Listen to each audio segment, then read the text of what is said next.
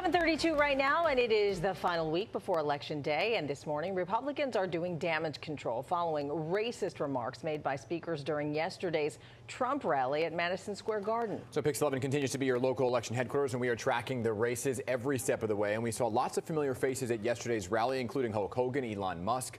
Melania Trump made a rare speech introducing her husband. And this morning we are joined by Republican Congresswoman Malliotakis, who was at Madison Square Garden for that event. And she is joining us live this morning to talk about that and more. So, Congresswoman, great to have you here.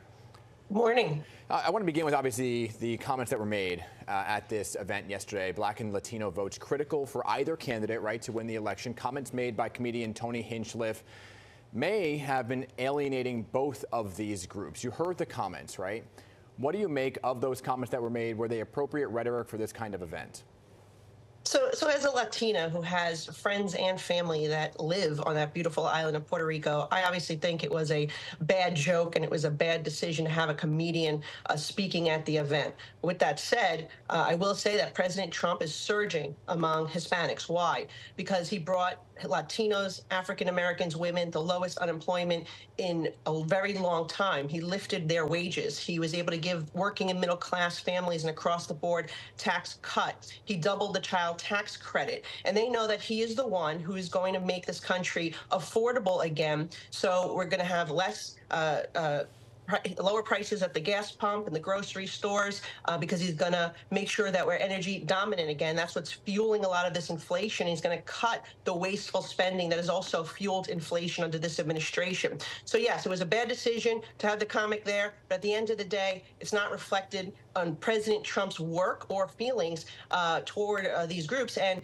I could say that as a Latina myself. So I'm very proud of this president's proposals that will get this economy back on track, that will secure the border, that will make this country safe again. And I'll tell you, when I speak to Hispanics and immigrants from across the world that live in my district, what they're telling me is they're very upset with this mass illegal migration that's taken over New York City, with gang members and $5 billion of our money going to house individuals in our hotels. When they have family, they have relatives that have been waiting to come to this country. They followed the rules. They did everything right. They got attorneys. And guess what? They're being pushed further down the line because this administration has prioritized border crossers for court dates. And so President Trump's going to fix that system. So we are supporting those people like my parents who came here and did everything right and are waiting their turn. Yeah, but Vice President Kamala Harris's campaign, though, I mean, they obviously didn't waste any time using those remarks against Trump. I mean, getting the support of huge artists like Bad Bunny, Jennifer Lopez, Ricky Martin. But you think that this is just a small distraction, right? Well, look, it was a bad joke, and to be honest, I didn't even hear it because I was walking around with meeting my constituents at the rally, talking to the media. When I heard the comments after the rally, you know, it was, again, a bad decision. I had made different recommendations for speakers, but the campaign chose a different direction. Again, this was a campaign staff issue. This was not the president of the United States, the 45th and 47th. Congressman, should he have come out? Should he have come out and denounced that comment? Because later on, look, I'm sure he will. Because later on, while he was speaking, he referenced the United States of America being a garbage can because of the immigrant issue and the migrant crisis that's happening, calling the country a garbage can. So that's what I was getting at with the rhetoric. And should he have denounced it in the moment? Look, I mean, I'm sure he heard about it afterwards, just like me. I'm sure he will have comments on that later on. But look, again, this is again, you're trying to make this a big issue.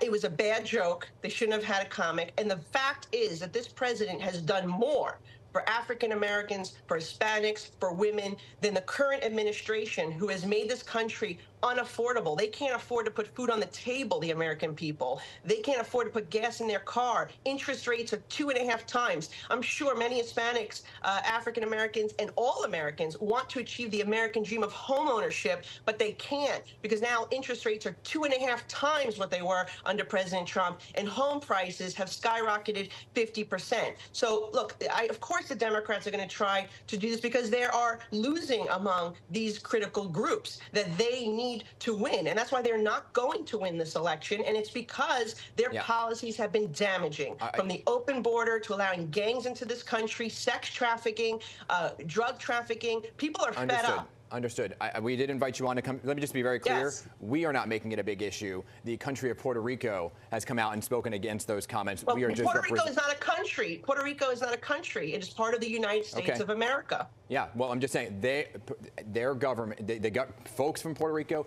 Puerto Rican population here in New York City, they are the ones who were questioning those comments. Again, That's why I was asking myself. Okay, let's move on to the Seawall. Yes, okay. Let's get to that reason why you're here. This does mark the 12th anniversary of Hurricane Sandy, as Staten Island took the brunt of the damage, and there's now work being done to make sure it doesn't happen again. So can you update us then on the progress being made? Look, tomorrow is the 12th anniversary, and we are doing everything we can to get the Seawall project started. And a matter of fact, we've done a lot of work to get it to the point where the work will begin. They are look, from making sure that the federal government takes over 90% of the cost share, to passing legislation to allow for the Army Corps to expedite the project, from working with all levels of government, the various agencies from the city, state, and federal level, to get everybody on the same page. We finalized the first phase design. It has been approved. The acquisition of land has been made. The permitting and the boring is now taking place. And so work is beginning now to get this project underway. And it's so critical for my constituents, and that's why I've worked so hard since coming to Congress to get this project back on track after years of delay. Yeah, it is so. I just remember being out there, Congresswoman, and I remember homeowners reaching into their broken homes to get windows of photos because of the stormwaters that kind of rushed in and just swept their homes away. It was heartbreaking to watch. I know you saw those images as well. And this Living Breakwaters Resiliency Project on Staten Island, that was just completed, right? So how is that going to help?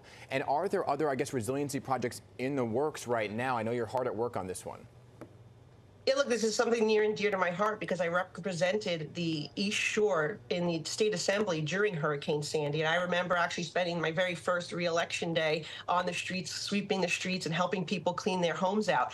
What I will say is this is something that the community has been waiting for. There's been a lot of delay because of costly redesigns and disagreement between the city and the federal level, with the state in between. But we finally got this on track. You do have coastal resiliency projects that have taken place on the South Shore. We also have a massive harbor dredging project that is almost completed in the Great Kills Harbor, which will deal with higher elevation. We also have some erosion issues around Staten Island that we need to address. So we're working diligently with the Army Corps of Engineers and the national parks and our city partners to get these projects going, to get them funded, to get them approved so we can protect our coastal. But the East Shore Seawall is the most important one. This is the most important infrastructure project. It is, we've had a lot of infrastructure resources come to Staten Island. I'm proud of what I've been able to deliver for the ferry and for our roads and sewers. But this one is the big one. And this is the one that the people of the East Shore have been waiting for, because once it's 50% complete, their insurance, FEMA will lower the cost of their insurance for flood, and that's really the thing that has made a lot of people unable to stay in their homes. Yeah, and hopefully this will prevent history from repeating itself. Congresswoman Malliotakis, thanks for your time this morning. Appreciate it. Appreciate you. Thank you.